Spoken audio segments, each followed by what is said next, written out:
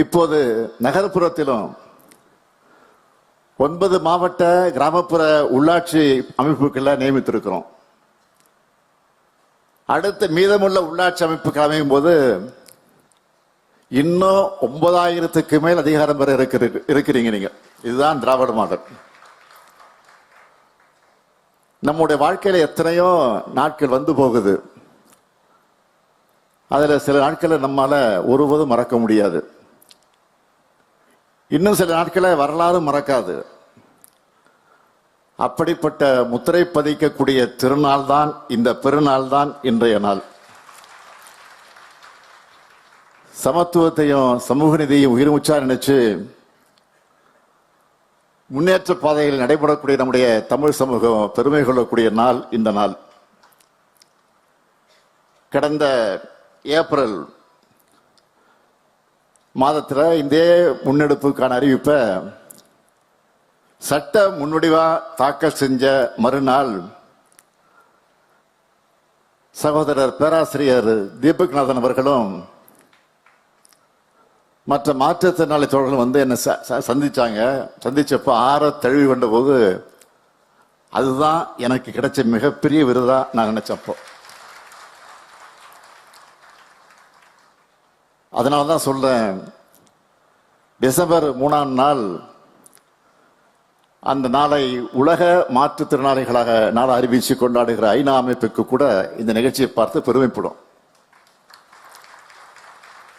சாதி, மதம், இனம், மொழி, பாலினம்னு ஏராளமான வேறுபாடுகளும் பாகுபாடுகளும் தீண்டாமைகளும் நிறைஞ்சிருக்கக்கூடிய இந்த சமூகத்தில் இதெல்லாம் களையப்படணும். நாம் அனைவரும் சமம்,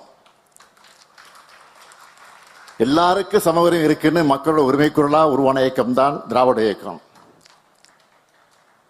பிற்போக்குத்தனங்கள் இறுகி போயிருந்த காலகட்டத்தில் பேச்சாலும் எழுத்தாலும் அறிவு சிந்தனை விதைச்சு நம்ம கொண்டு வந்திருக்கக்கூடிய மாற்றம் மிகப்பெரியது. பெரும்பாலான மக்கள் சமூக தீமைய, அந்த தீண்டாமைய கைவிட்டு முற்போக்கு பாதைகளை நடைபெற ஆரம்பிச்சுட்டாங்க. இதுதான் இந்திய நாட்டோட மற்ற பகுதியிலிருந்து தமிழ்நாட்டை வேறுபடுத்தி காட்டுது. இப்படிப்பட்ட நம்மோட மரபுல நாம இன்னைக்கு தொடங்குகிற பயணம் மிக மிக மிக முக்கியமானது. கடந்த காலங்களில் மாற்றுத்திறனாளிகளை எப்படியெல்லாம் புறக்கணிச்சாங்க, எப்படிப்பட்ட இன்சென்டிவான சொற்களை எல்லாம் பயன்படுத்துறாங்க. வழிமிகுந்த வரலாற்றை நான் அதிகம் பேச விரும்பல. ஏன்னா இது புது வரலாற்றை படைக்கக்கூடிய நேரம் வந்தாச்சு. இப்போ புது வரலாற்றை மட்டும் இல்ல, அரசுடன் சேர்ந்து நீங்களும் படைக்க போறீங்க. முத்தமிழறிஞர் கலைஞர் அவர்கள் மாற்றுத்திறனாளிகள் என்ற சொல்ல உண்மையான உள்ளன்போடு அறிமுகப்படுத்தினார். அவர் ஆட்சி காலத்தில் தான் மாற்றுத்திறனாளிகள் நலனுக்கென தனி தலைமைச் செயலகம், அந்த அளவில் துறை தலைமை அளவிலும் இந்தியாவிலேயே தனித்துறையை கொண்ட தனிச்சிறப்பை தமிழ்நாடு பெற்றுச்சு. மாநிலத்தோட அனைத்து மாவட்டங்கள்லையும் கள அலுவலகங்களை இந்த துறை பெற்று இருக்குன்னா அதுக்கு அடித்தளம் அமைச்சது முத்தமிழறிஞர் முதலமைச்சர் கலைஞர் அவர்கள் தான். இதே வழியில நம்ம திராவிட மாடல் அரசும் செயல்பட்டு வருது. உங்களுக்கு புரியும், தெரியும். மாற்றுத்திறனாளிக்கு தேவை கருணை அல்ல, அவங்களுடைய உரிமை என்பதை உணர்ந்து இன்றைக்கு இந்த அரசு செயல்பட்டு கொண்டிருக்கிறது. அப்படி செயல்பட்டு வரக்கூடிய சில திட்டங்களை முன்னெடுப்புகளையும் பட்டியலிட்டு சொல்லணும்னா, மாற்றுத்திறனாளிகள் பொருளாதார மேம்பாடுக்கான அரசு துறைகளில் உகந்த பணியிடங்கள் கண்டறியப்பட்டு 4 இடஒதுக்கீடு முறையில வாய்ப்புகளை வழங்க உத்தரவிட்டிருக்கிறோம். இதே போல தனியார் துறைகளிலையும் பணியமர்த்த மாவட்ட அளவிலையும் மண்டல அளவிலையும் சிறப்பு வேலைவாய்ப்பு முகாம்கள் நடத்தப்பட்டு வருது. தமிழ்நாடு அரசு மாற்றுத்திறனாளிகளுக்காக ஒவ்வொரு நிதியாண்டிலும் நிதியை ஒதுக்கிட்டு அதை உயர்த்திக்கிட்டே வரோம். 2021-22 நிதியாண்டில் 813 கோடியே 63 லட்சம் ஒதுக்கீடு செஞ்சோம். 2025-26 1432 கோடியே 70 லட்சம் ரூபாய் உயர்த்தி இருக்கோம். மாற்றுத்திறனாளிகளுடைய நலனுக்காக மட்டுமே இதுவரை 60க்கும் மேற்பட்ட அரசாணைகளை பிறப்பிச்சிருக்கோம். பராமரிப்பது தொகையுடன் கொடுத்திட்டதன் கீழே 2,11,391 பயனாளிகளுக்கு மாதம் 2,000 ரூபாய் உயர்த்தி வழங்கப்பட்டு வருது. பள்ளிகள், மறுவாழ்வு இல்லங்கள் சீரமைப்புக்கு 2 கோடி ரூபாய் நிதி தரப்பட்டிருக்கு.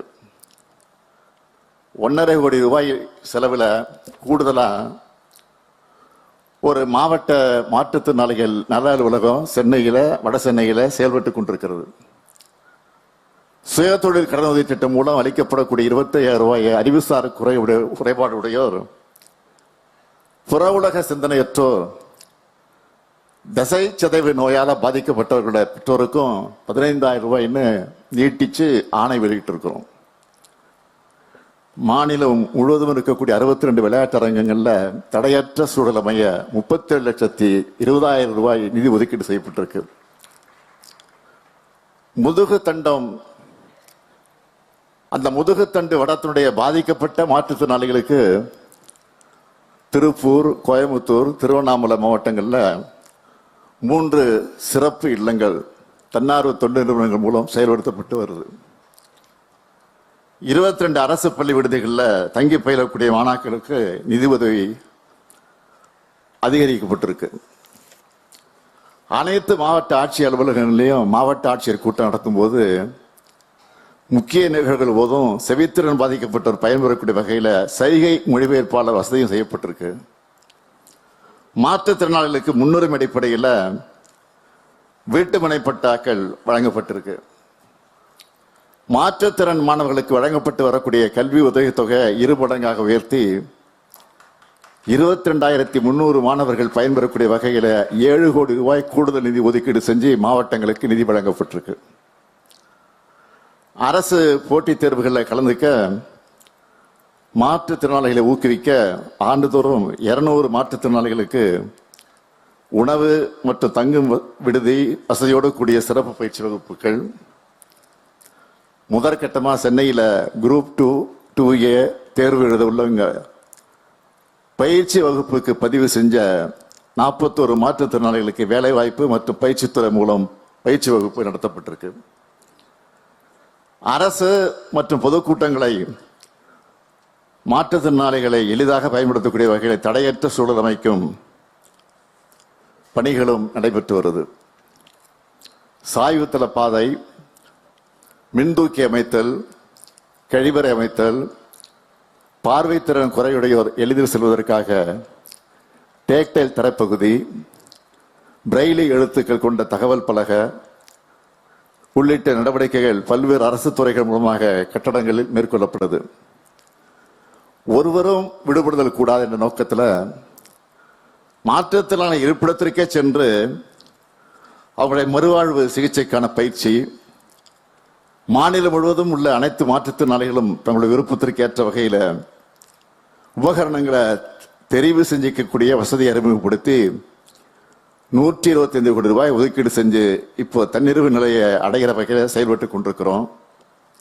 இப்படி எத்தனையோ திட்டங்களை உருவாக்கி செயல்படுத்தக்கூடிய அரசு தான் உங்களுடைய திராவிட மாடல் அரசு என்பதை நான் பெருமையோடு குறிப்பிடுகிறேன். இந்த வரிசையில தான் மாற்றுத்திறனாளிகளுடைய அரசியல் சமூக உரிமை நிலைநாட்டுகிற வகையில ஒரு முக்கியமான ஒரு சட்டத்தை கொண்டு வந்தோம். எல்லோரும் சொன்னாங்களே பேசுகிற போது, உங்களுடைய கோரிக்கையை நீங்களே ஒழிக்கணும்னு உள்ளாட்சி அமைப்புக்கள்ல ஒரு மாற்றுத்திறனாளி உறுப்பினர் இடம்பெறுவார் என்ற மாபெரும் சமூக உரிமையை வழங்கி இருக்கிறோம். அந்த அடிப்படையில் உங்களை போன்ற மக்கள் பிரதிநிதிகளை உருவாக்கி இருக்கிறோம். ஊராட்சி அமைப்புகள், ஒன்றிய அமைப்புகள், மாவட்ட அமைப்புகள்னு இன்னைக்கு நீங்க மக்கள் பிரதிநிதிகளாக ஆகியிருக்கிறது மூலமா சமூகத்தில் மக்களாட்சிக்கான உண்மையான பொருளை உருவாக்கிட்டு இருக்கோம். இனிமே நீங்க அரசு கொண்டு வர திட்டங்களோட பயனாளிகள் மட்டும் அல்ல, அரசோட திட்டங்களை உங்க குரல்ல பதிவு செய்ய போற மக்கள் பிரதிநிதிகளாக மனுக்கள் போட போறவங்க இல்ல, நீங்க மனுக்களை பெற்று தீர்வு காண போறீங்க. இப்போ நம்மை பொறுத்த வரைக்கும் நாம் சொல்லும் ஒவ்வொரு சொல்லும், எழுதக்கூடிய ஒவ்வொரு எழுத்தும், செய்யக்கூடிய ஒவ்வொரு செயலும் மாற்றத்தை உண்டாக்கணும், மக்களுடைய வாழ்க்கையில முன்னேற்றத்தை கொடுக்கணும். அதனால தான் திருநர்கள், மாற்றுத்திறனாளிகள் அவர்களை போன்ற சொற்களை பயன்படுத்துகிற போது அதை பயன்பாட்டுக்கு கொண்டு வரோம். இந்த சொற்களுடைய பயன்பாடு சமூகத்தில் ஒரு உளவியல் மாற்றத்தை ஏற்படுத்தி கொண்டிருக்கிறோம். திட்டங்களை உருவாக்குறதும் உதவித்தொகை வழங்குறதையும் எவ்வளவு முக்கியமோ அதே அளவுக்கு சமூகத்தோட மனமாற்றமும் முக்கியம். அந்த மனமாற்றத்தை நோக்கி நீங்கள் நடைபோட இனிமேல் நீங்கள் ஆற்றப் போகிற பணிகள் முக்கியமானதாக இருக்கும். ஒவ்வொரு ஊரில் இருக்கக்கூடிய மாற்றுத்திறனாளிகளுடைய குரலையும் நீங்கள் எதிரொலிக்கணும். அவங்களுக்கான தேவைகளை உள்ளாட்சி அமைப்புகள் எடுத்து சொல்லி நிறைவேற்றி தரணும். இப்போ சில பிற்போக்குவாதிகள் இவங்கெல்லாம் மக்கள் பிரதிநிதிகளாக என்ன செய்ய போறாங்கன்னு நினைக்கலாம். அவங்களுடைய தரம் அவ்வளவுதான். அதை பற்றி நம்ம கவலைப்பட வேண்டிய அவசியம் இல்லை. எந்த நொடியிலும் நீங்க தன்னம்பிக்கையை மட்டும் விட்டுவிடக்கூடாது, சோர்வடையக்கூடாது. தலைவர் கலைஞரையே நீங்கள் ஒரு ரோல் மாடலாக எடுத்துக்கிட்டு செயல்படணும். தலைவர் கலைஞர் அவர்கள் ஒரு முறை ஒரு விபத்தில் சிக்கினார், விபத்தை எதிர்கொண்டார். அதனால அவருடைய கண்ணில் கூட பாதிப்பு ஏற்பட்டுச்சு. இருந்தாலும் அந்த வலியை கூட பொறுத்துக்கிட்டு இறுதி வரை சமூகத்துக்காக உழைச்சார். ஏராளமான இலக்கிய படைப்புகள், உடன்பிறப்புகளுக்கு கடிதங்கள், தமிழ்நாட்டு வரலாற்றை திருத்தி எழுதின அறிக்கைகள், திட்டங்களை அவரால் கொடுக்க முடிஞ்சிச்சு. கண்ணிலே ஏற்பட்ட பாதிப்பு அவர் மனசை பாதிக்கல. தலைவர் கலைஞர் முதுமை காலத்தில் சர்க்கரை நாற்காலியை தான் அவர் வந்தார். சர்க்கரை நாற்காலி இருந்தபடி எப்படி பம்பரமா சுழண்டு உழைச்சார்னு உங்களுக்கு தெரியும். இந்த விழிப்புணர்வு தான் அரசியலுக்கு அவசியம், மனிதர்களுக்கு அவசியம். அதை நீங்க எல்லாரும் வளர்த்துக்கணும்.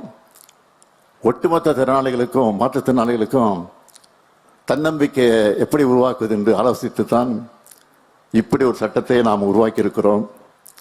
மக்கள் பிரதிநிதியாக நீங்கள் ஆற்றப்போகிற பணிகளை பார்த்து இதை மற்ற மாநிலங்களையும் முன்னெடுக்கணும். இதுதான் உண்மையான சமத்துவத்தையும் சமூக நீதியும் நோக்கி பயணமாக இருக்கும். உங்கள் பணி சிறக்க, வெற்றியடைய என்னுடைய மனமார்ந்த வாழ்த்துக்கள். நன்றி, வணக்கம்.